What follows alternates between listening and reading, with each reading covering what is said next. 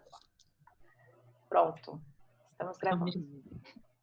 E a gente está abrindo aqui hoje o nosso primeiro bate-papo da live Bizu da Mulher, que vai ser essa semana toda, conversando com especialistas mulheres sobre comunicação e gestão de negócios. E hoje a gente tem a Rafaela Leles e a Michele Gomes, que são sócias na Alavanca Vendas e nossas consultoras amadas, para falar com a gente como a gente estrutura um processo de vendas eficiente, né? Como se coloca o cliente no centro desse processo. Então, meninas, eu gostaria que vocês se apresentassem, falassem um pouco de vocês, da empresa, para a galera entender. Eu vou começar, gente. Tudo bom? Boa noite. Como a Lu já me apresentou, meu nome é Michele Gomes. Eu vou falar um pouquinho da minha experiência, não só em vendas, mas em todo o processo de trabalho até aqui, né? Eu trabalhei com vendas diretas por 11 anos e depois com atendimento direto ao cliente por mais 7 anos. E nesse período, eu tive que lidar com clientes de todos os tipos, pessoas físicas, jurídicas, empresas de pequeno, médio, grande porte, onde eu tinha acesso diretamente tanto à venda, ao pré-venda, na verdade, né, que é o primeiro contato ao cliente, a venda como um todo e o pós-venda. E com isso, graças a Deus, as empresas por onde eu passei me trouxeram bastante conhecimento técnico, onde a gente tinha que se preparar, né, para poder atender toda essa demanda tão diversificada nesses mercados onde eu atuei. Atuei em mercados diferentes, o primeiro com venda direta na parte de seguros e depois com atendimento numa empresa de gestão documental. Um dia eu explico isso melhor para vocês, porque é um ramo que praticamente ninguém conhece. Mas é, em resumo, aquela empresa que guarda os documentos das grandes empresas. Então, eu atuei em segmentos muito diferentes e nesse meio tempo eu vim me especializando. Hoje, além da Alavanca Vendas, que é uma empresa especializada em treinamento, né, e consultoria para a área de vendas, toda a área comercial, eu sou celebrante de casamento. Também são coisas que parecem muito diferentes, mas não são nem tanto, e a gente vai explicar isso um pouquinho durante a live. Isso. Boa noite, pessoal. Eu sou Rafaela Leles e sócia do Alavanca Vendas também. E antes do Alavanca Vendas, eu trabalhei com programação neurolinguística, com coaching, com perfil comportamental. E eu tenho a minha metodologia para crescimento de carreira, chama Alavanca Carreira. Então, transformando profissionais comuns em grandes conquistadores da carreira que merecem. Então, separado do Alavanca, eu tenho esse trabalho. E ele é muito focado em mudança de comportamento, planejamento e gestão da carreira. Uma coisa que poucas pessoas imaginam e fazem também. Então, a gente entender onde a gente quer chegar na nossa carreira e se desenvolver, tanto de competências quanto de comportamentos, para a gente conseguir conquistar isso. E aí, um belo dia, a gente foi convidada para fazer uma palestra, né, Mi? Na verdade, a gente se conheceu num grupo de empreendedores, né? Porque eu acho que a gente vai falar um pouquinho de dom, de talento, mas eu acho que empreendedorismo é uma coisa que vem sendo disseminada de forma muito positiva. Então, hoje a gente tem grupos incríveis, né? E aí a gente se conheceu nesse grupo, viramos amigas, cada uma no seu segmento, eu celebrando casamento, ela alavancando carreiras. E a gente foi convidada por esse grupo para fazer uma palestra. E aí eles precisavam de alguém que falasse sobre o processo de venda, sabendo de toda a minha trajetória, né? Fizeram contato comigo, mas eu e a Rafa, a gente já vinha conversando de uma carência que a gente via no mercado, que o cliente mudou, o consumidor mudou, e o processo de vendas continua o mesmo. E a gente falava muito sobre essa união de conhecer mais de gente, além de conhecer só do produto, né? Então, nós nos unimos para dar essa palestra e criamos um produto chamado Alavanca Vendas. E ele nasceu nessa palestra e a gente percebeu que o público tinha muita necessidade disso. Então, a gente começou a atender algumas pessoas e já estamos colhendo frutos excepcionais justamente nessa união da técnica de venda, que é necessária, é importante, é milenar. Na verdade, não é uma coisa de agora, né? A gente vai falar um pouquinho disso também. Com o entendimento da pessoa, tendo o cliente como centro da venda e não mais o produto ou serviço como centro da venda. E aí a gente consegue pegar cada pessoa e desenvolver aquilo que aquela pessoa precisa para atingir resultados mais eficientes e mais eficazes também, né? Isso. E quando a gente estava elaborando o Alavanca Vendas, a gente pensava assim, não entrava na nossa cabeça como muitas pessoas que a gente conhecia já tinham feito treinamento de vendas e aí depois não tinham conseguido colocar nada em prática. Então, assim, unindo esse meu conhecimento de alteração de comportamento e de perfil comportamental com essa grande bagagem da Michelle, a gente garante que a gente faz um treinamento também modificando o comportamento das pessoas e não simplesmente ensinar técnicas de vendas que depois as pessoas não colocam isso em prática. Então, nosso treinamento é muito baseado em a pessoa aprender e colocar em prática. Isso é que é a diferença que a gente traz. E é perfeito, porque, assim, realmente aqui o meu relacionamento com a Jéssica e a forma como a gente lida com os clientes foi totalmente repensada. E a gente hoje implementa práticas muito mais assertivas do que antes de vocês chegarem. Assim, foi uma mudança total mesmo, né? Mas eu, para observar, né, os meus pontos cegos, né? Enfim, vamos lá. Nesse momento, o orgulho da gente vai aonde, né, gente? Muito obrigada. Lá em cima. Muito bom. Meninas, então vamos lá para as perguntas, né? Claro, vamos lá. A primeira é assim, né? Vender é dom ou treinamento? Isso é um mistério, não é verdade? Então, eu vou te dar uma resposta que talvez você ache um pouquinho confusa. É dom e treinamento. Vou te falar por que é dom e treinamento. Posso mexer um pouquinho com vocês, né? Vamos lá. Geralmente, a gente entende que vendedor é aquele cara que traz alguma coisa em troca de dinheiro. Não é isso? Então, o cara vem, ele traz o plano de saúde, ele traz a enciclopédia, né? Aquela venda de Barça lá, de 1900 antigamente. Vi no YouTube, gente, não é da minha época, não. Não sei disso, não conheço. Não faço ideia. Pois é. E aí a gente entende que ele entrega alguma coisa pra gente e a gente paga. Então, o intuito do vendedor é ganhar dinheiro. Certo? Beleza?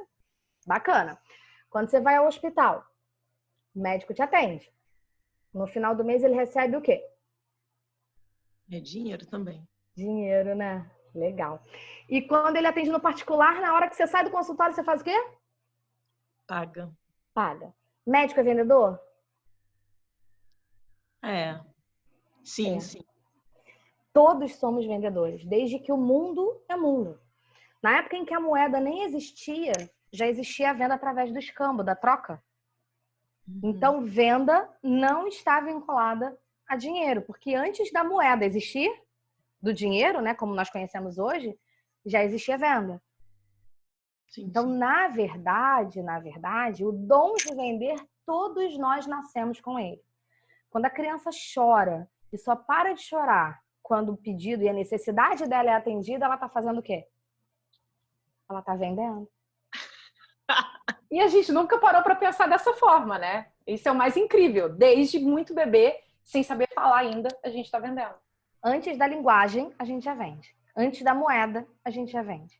Só que esse dom, ele vai ficando esquecido porque a gente tem aquele estereótipo do vendedor que tem que ter lábia, que é aproveitador, que quer tirar a tua grana. Porque a gente vincula a venda a dinheiro.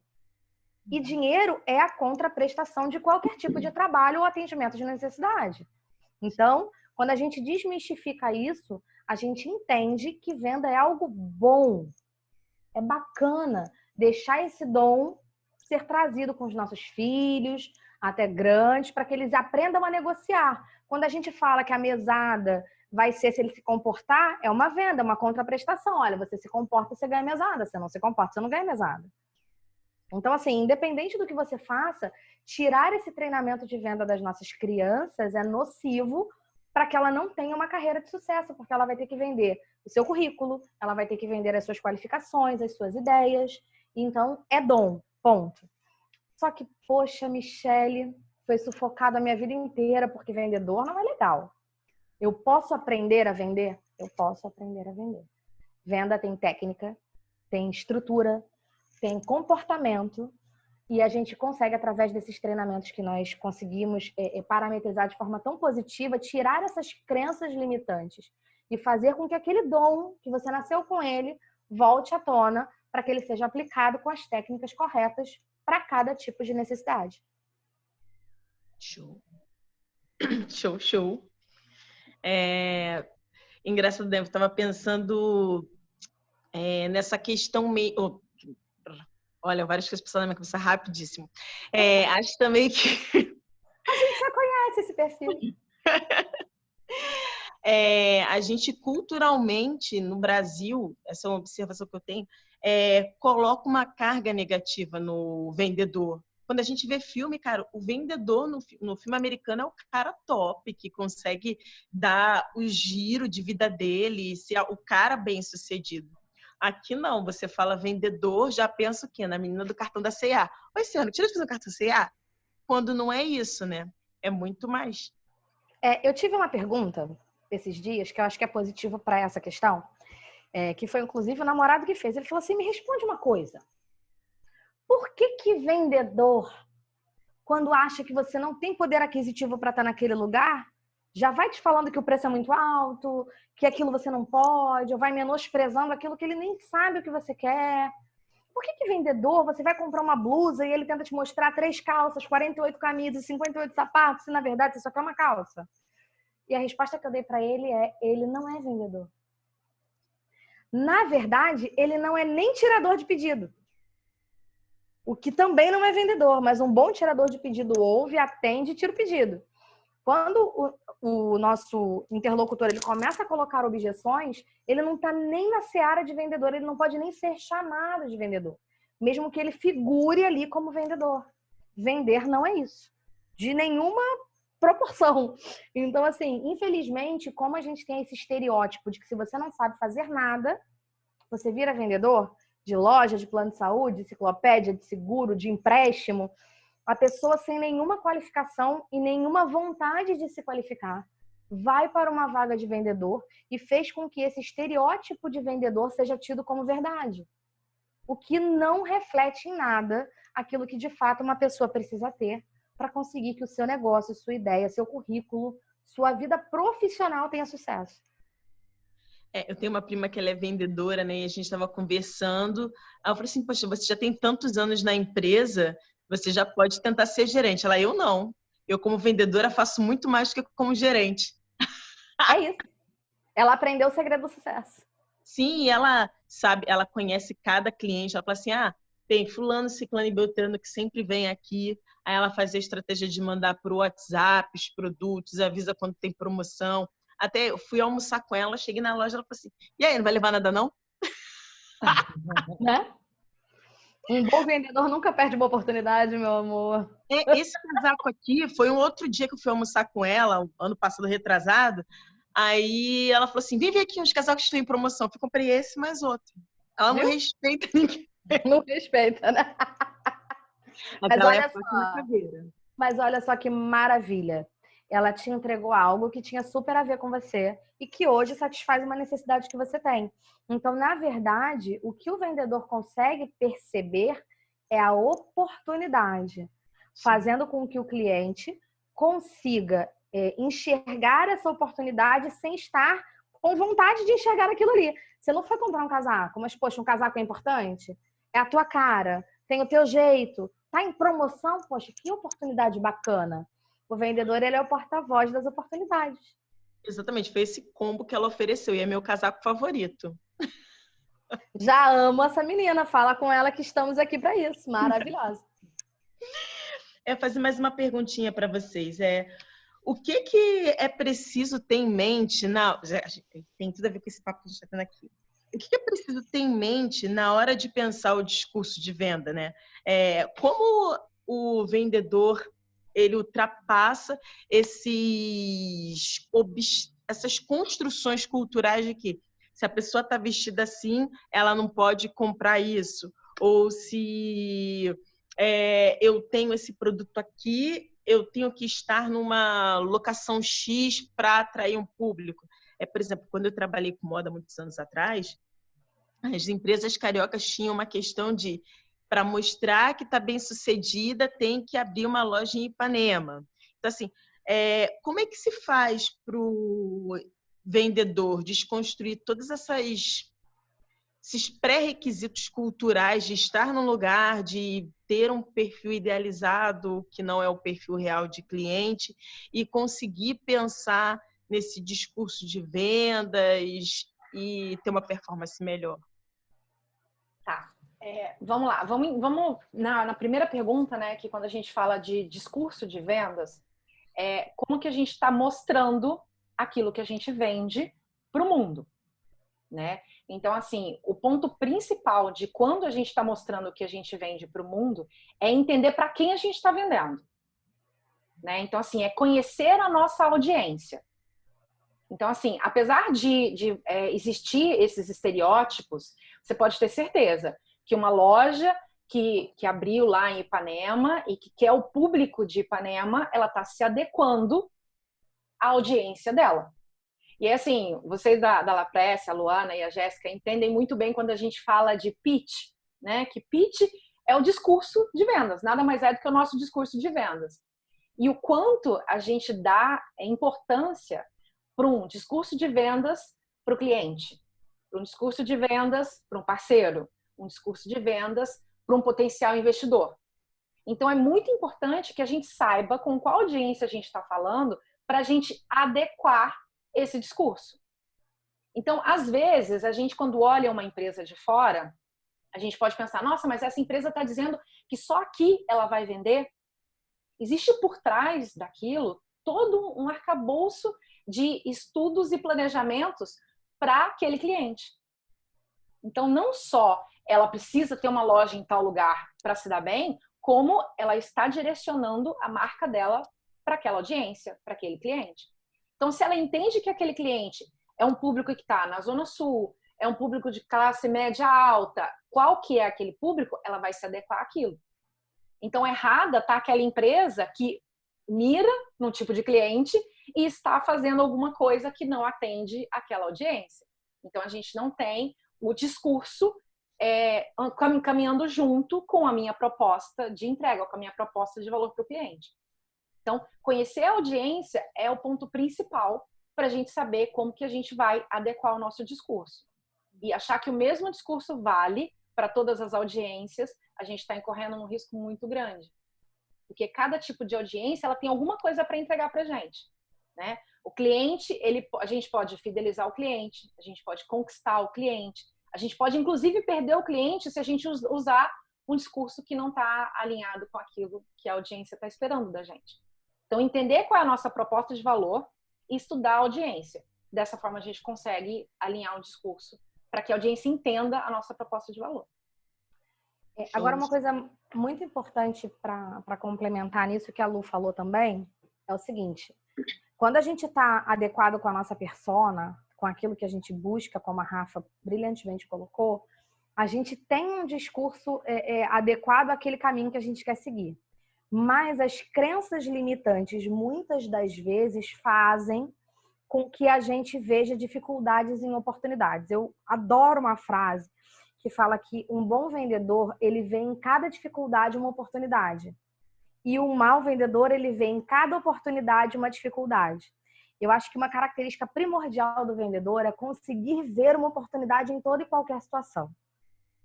É a perspicácia, né? Ele conseguir ver um negócio dando errado, ele fala, poxa, mas ali eu tenho uma oportunidade de venda. Ali eu tenho um novo produto nascendo. Ali eu consigo, talvez, um gancho de parceria.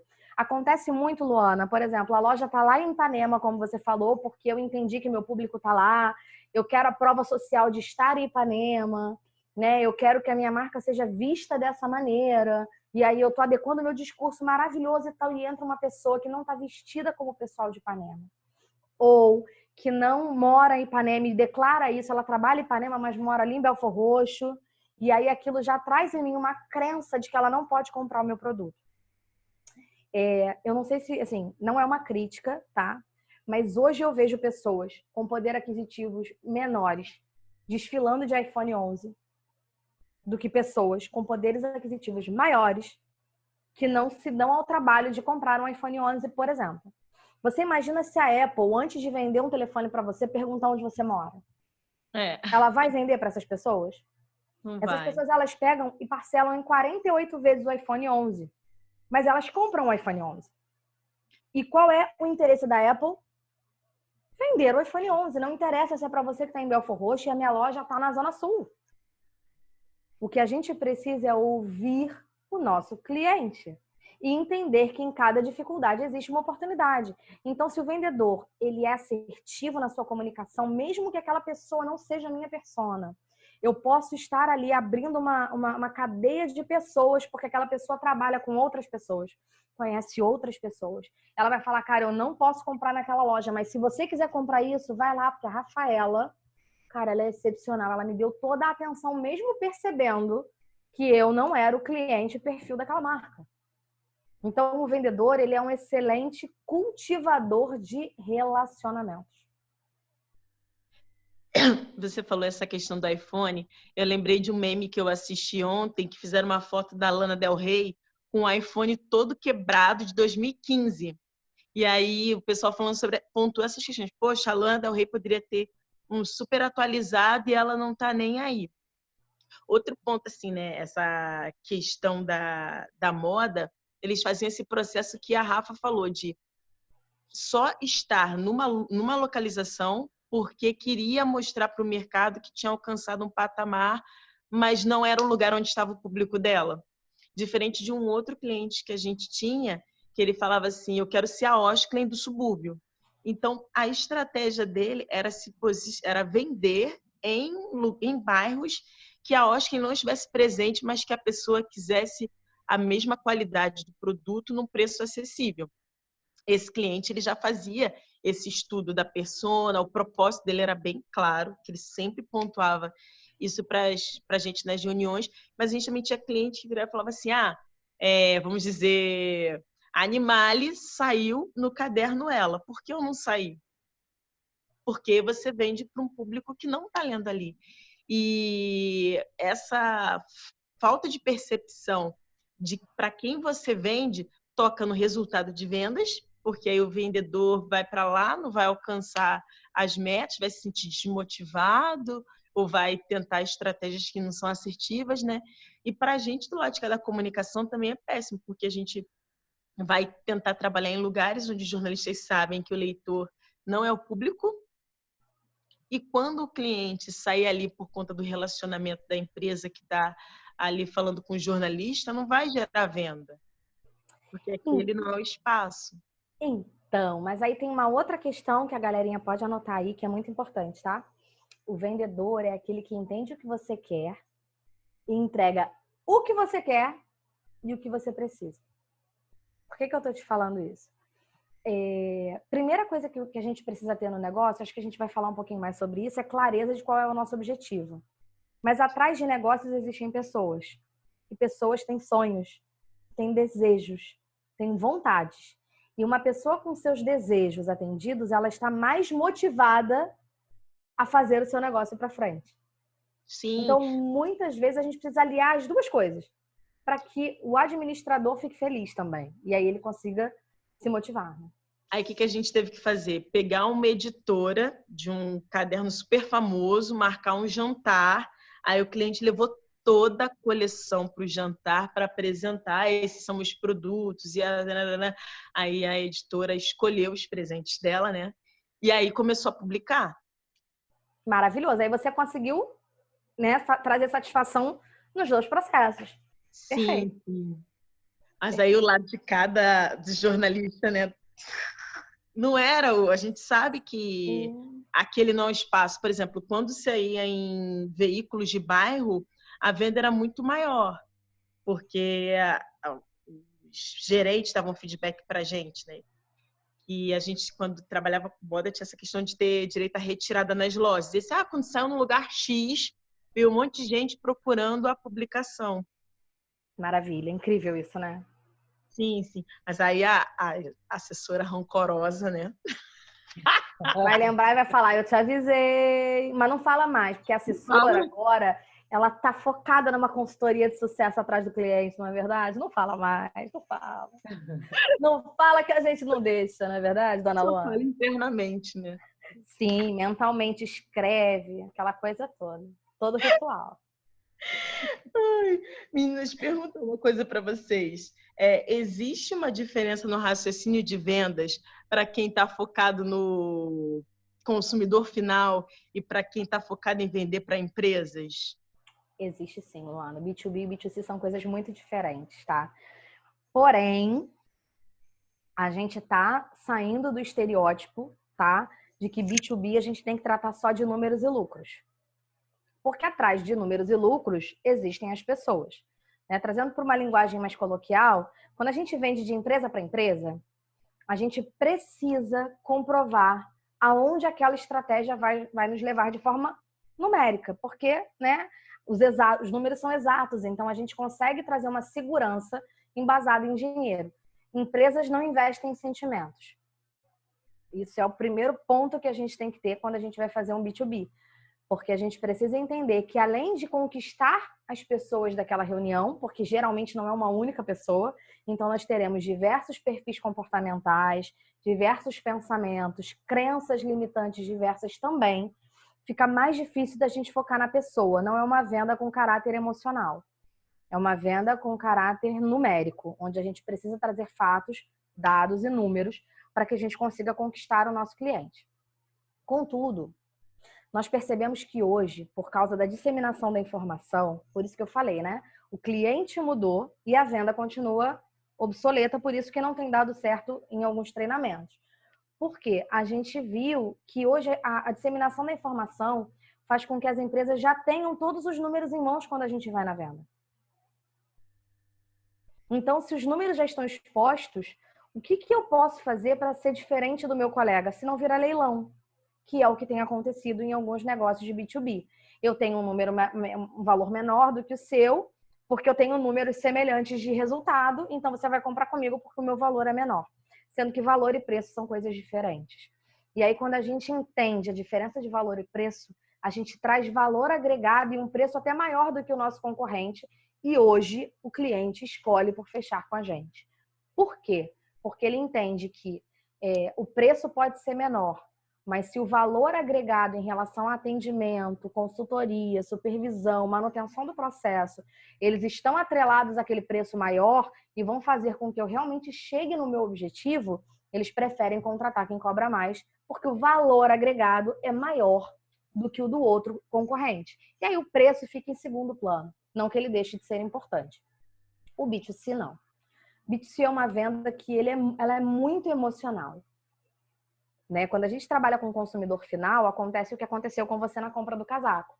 Você não estava pensando em comprar um casaco, mas a vendedora, entendendo o seu perfil, entendendo o tipo de pessoa que você é, o seu estilo, ela trouxe você a sentir uma vontade que não estava latente naquele momento, de comprar um casaco. Então, é uma venda sensorial.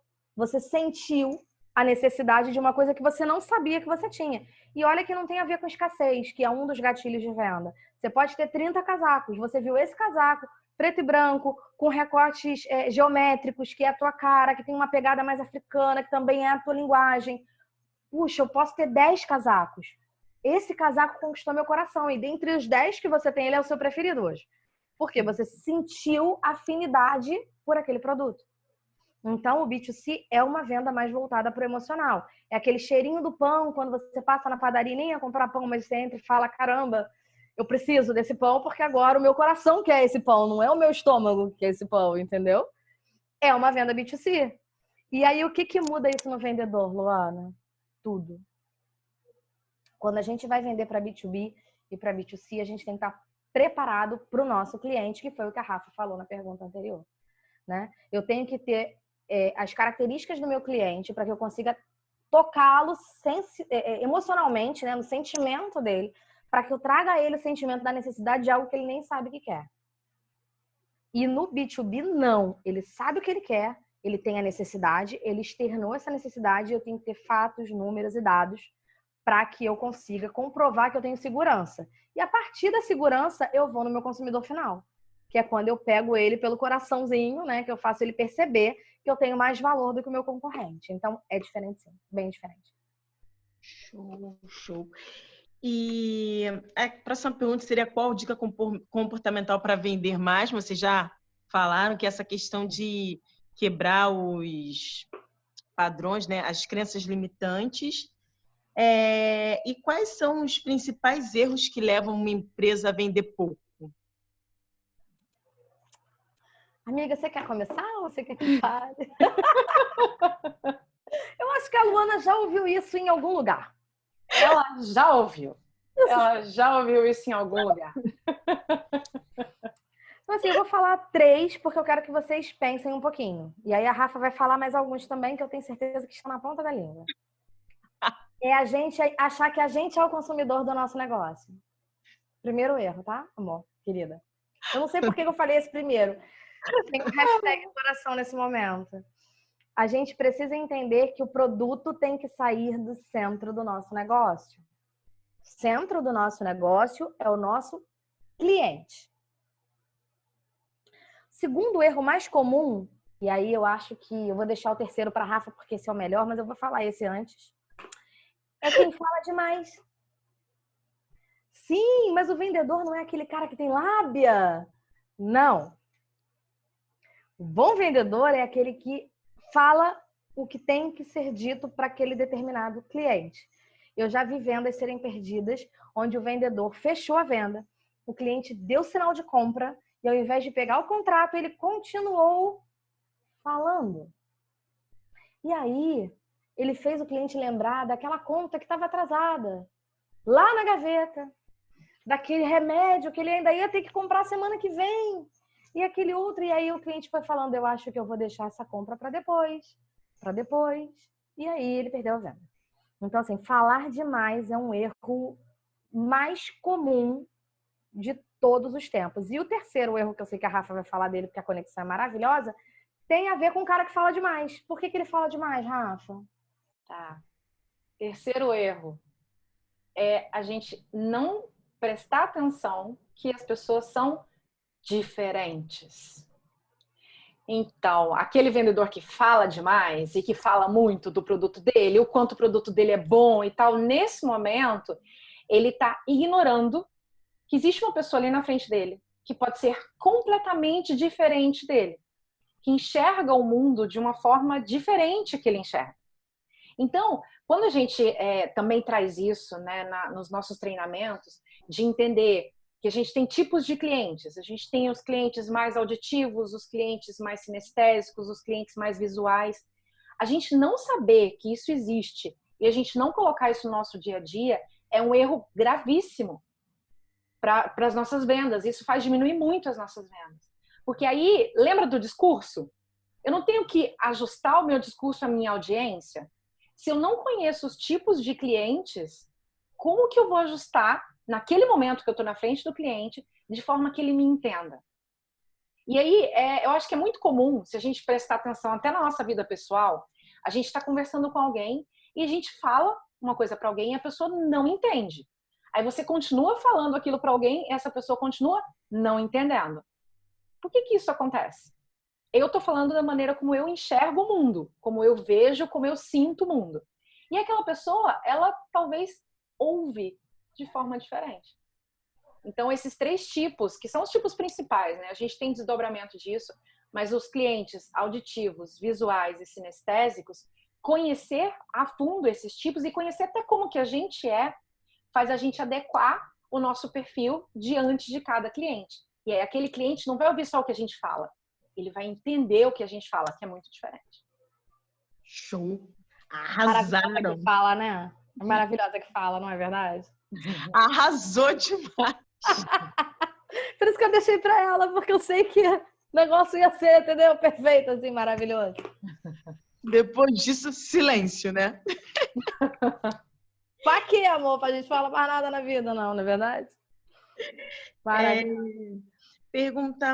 A outra pergunta é: quais são os principais pontos que uma pequena empresa tem que estar atenta para estruturar um processo de vendas, né? Vocês falaram a questão do propósito, de entender para quem ela está vendendo, e mais o que ela tem em mente? Bom, vou começar um pouquinho, Mi, aí depois você continua também. A gente gosta dessa brincadeira porque ela dá muito certo.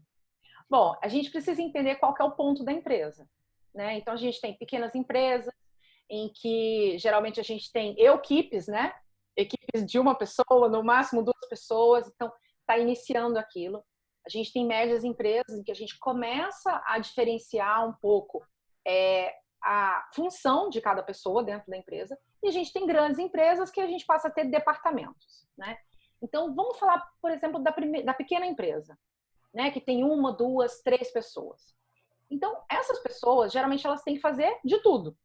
O administrativo, o financeiro, a parte comercial, a parte de manutenção de relacionamento com o cliente. Então, entender, né? Eu falo muito de perfil comportamental, porque quando a gente entende o nosso perfil, a gente sabe qual que é o nosso lugar. Quando a empresa é pequena, mesmo que a gente entenda o nosso perfil, a gente precisa ser como se fosse um camaleão e ir ajustando as necessidades. Então, assim, uma área comercial que a gente está expandindo, ela precisa ter o perfil de dominância mais aguçado. Uma área de manutenção de clientes, de relacionamento com clientes, ela precisa ter o perfil de influência mais aguçado. Se nesse meio também a gente não tem um perfil de conformidade, a empresa vai se desprendendo. Então, às vezes, aquela manutenção de contato com o cliente precisa um pouco também de conformidade. Então, entender esses perfis e como que na empresa a gente vai desenvolver um pouco mais de cada um, né? A Luana e a Jéssica entendem que desde o início a gente fala, olha, a Luana, ela tem mais potencial para fazer, mais pontos fortes para desenvolver tal coisa.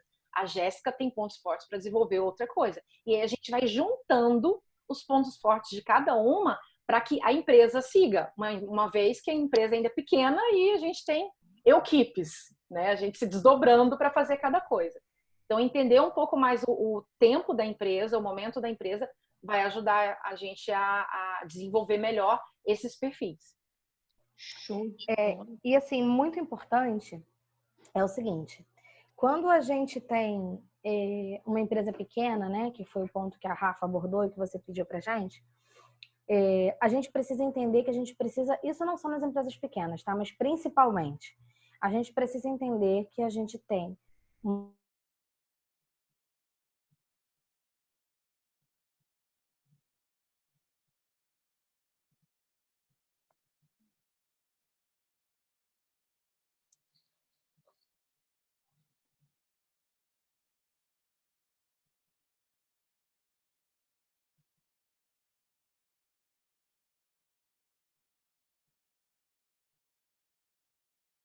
tem serviço, não tem operação, não tem manutenção. Então, toda oportunidade de venda precisa ser abraçada com um viés muito positivo, tá? Então, essa, para mim, é a principal dica para uma pequena empresa: estruturar a sua área comercial. Juntar todo mundo que está atrelado àquele processo e trazer todo mundo para a visão de que precisamos crescer juntos, né? Acho que é isso. Show, adorei. A outra pergunta é: por que o cliente deve estar no centro do processo de vendas? A gente falou um pouquinho sobre isso, né, Lu? Porque hoje a gente tem informação de forma muito bem disseminada online. Então, o cliente ele já chega para a gente sabendo o que ele quer, muitas vezes sabendo o preço que custa e sabendo a diferença de preço que a gente tem para o nosso concorrente. Então, hoje a gente tem o foco na personalização dos serviços. Hoje a gente não tem pacotes fechados exclusivamente, a gente tem pacotes mutáveis para que a gente possa atender ao nosso cliente e cobrar dele apenas aquilo que ele de fato vai usar. Né? Antigamente a gente tinha produtos muito prontos, então o cliente tinha aquele viés, aquela sensação de que ele pagava por 5 produtos e só usava 2. Mas ele não conseguia entender isso muito bem. Hoje, a gente tem um cliente que fala: eu preciso dessa etapa. Se você não consegue um preço específico para aquilo, ele não vai comprar com você, ele vai comprar por alguém que personalize aquilo que quer. E eu falo isso desde as celebrações de casamento até os nossos treinamentos de venda. Não adianta eu te dar um módulo inicial de venda se você já vende há 20 anos e tem todas as técnicas. Né? Você vai achar aquilo chato, não vai ver resultado. Então, a gente vê a personalização como futuro do processo de prestação de serviço, inclusive de produto. Hoje a gente tem a reserva que faz as camisas na hora com os dizeres que você quer. Então, é uma venda de produto personalizado ao serviço de atender uma necessidade que o cliente tem ali. Então, a gente está caminhando para esse processo. E aí, como é que a gente entende a necessidade do nosso cliente? Perguntando, tendo as perguntas certas, no momento certo. E se ele não é o centro da minha negociação, então eu não consigo oferecer para ele produtos corretos. É aquele vendedor falastrão. né? Você fala assim, nossa, eu tô precisando de um casaco. E você veste o casaco verde e ele fala, nossa, mas verde é a sua cor. Você fala, mas eu detesto verde, mas eu tenho um vermelho que com certeza é a cor que você estava sonhando nesse momento. Você, não, mas eu queria um amarelo. Se ele soubesse que você queria o amarelo, ele não tinha nem te oferecido o verde e o vermelho. E aí, no momento que ele te traz o amarelo, você já fica em dúvida se ele tá falando a verdade ou se ele tá só falando para vender o produto para você. Sim. Então, isso é ter o serviço no centro do segmento. Quando a gente tem o cliente, a gente primeiro entende o que ele quer e depois a gente oferece aquilo que a gente tem. Show. Perfeito. Meninas, para a gente finalizar, uma pergunta para vocês responderem é a seguinte: qual o bizu de ouro sobre vendas que vocês têm para compartilhar hoje? Tipo assim, olha, essa dica aqui é para você levar para o resto da sua vida. Olha, é uma coisa muito difícil, gente, muito. Tem que fazer 2 faculdades para aprender, gente, 2. Nossa, é uma duplinha que ela anda junto, de mãos dadas. Mas eu vou dizer para vocês que é muito mais simples do que a gente imagina, só que vai um pouco na contramão de que muitas pessoas falam do que é o processo de vendas, né? Então, assim, é uma dupla que se chama perguntar e ouvir. Então, a gente veio falando, a gente veio trazendo as dicas, né, nas perguntas que a Luana trouxe pra gente. E aí, quando a gente fala isso para alguns clientes, eles falam assim, nossa, mas é só isso? E tem uns que não acreditam. Aí a gente fala assim, olha, coloca em prática. E aí você vai entender que a partir do momento que você pergunta e ouve, né? Isso tudo tem a ver de colocar o cliente no centro, né? O cliente é o centro, você está interessado nele, né? No que ele tem para te trazer. E aí não só fazer a pergunta, mas também ouvir. Tá com a escutativa para entender a fundo o que ele quer. E aí a gente tem aproveitamento de oportunidades, a gente tem identificação de oportunidades, mesmo diante de alguma dificuldade que você está perguntando e ouvindo. É porque a gente é criado com o estereótipo de que a gente tem que ouvir para responder, né? Isso para a vida inteira. E o bom vendedor, ele não ouve para responder, ele ouve para entender. Porque quando a gente entende que a gente tem essa mania, né, de na metade da frase já começar a pensar na resposta. A gente não escuta o restante da sentença, porque a gente está preparado para criar uma resposta melhor do que aquilo que a gente escutou. E, na verdade, o vendedor, ele não quer ganhar nada. Na verdade, ele quer atender uma necessidade. Então, ele precisa escutar para entender. E aí ele consegue trazer a solução para a necessidade que ele entendeu.